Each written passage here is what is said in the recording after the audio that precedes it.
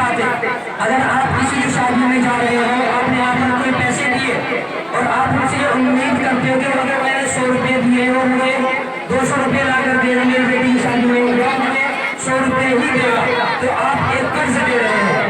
अब अगर इसी हालत में उस इंसान का इंतकाल हो रहा है, वो इंसान करेदार हुआ, तो आपने कैसी मदद की है? आपने तो उसको गुनाहगार बना दिया है। तो इसे भी सोच को बदलिए।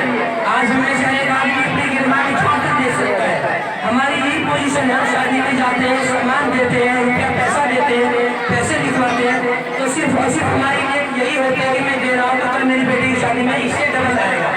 अगर मैं छोटा सामान दे रहा हूँ तो मेरी बेटी की शादी में 2 बड़ा सामान आएगा। अगर मैं 1000 रुपये दे रहा हूँ तो मेरी बेटी की शादी में 2000 रुपये आएंगे। ये घटिया सोच है, इस सोच को बदलिए, ये कर्ज है। मेरे दोस्तों इस बुराई को खत्म कीजिए अपने अंदर से। अगर आप किसी बेटी की शादी में मदद करना चाहते हैं, आप 1000 रुपये मत दीजिए, आप सिर्फ 50 रुपये दीजिए, लेकिन इस नीयत के साथ कि मेरे पास सामानी उसको दे रहा हूँ ताकि उसका कुछ साथ मिल जाए, उससे कुछ मदद और ताउन हो जाए।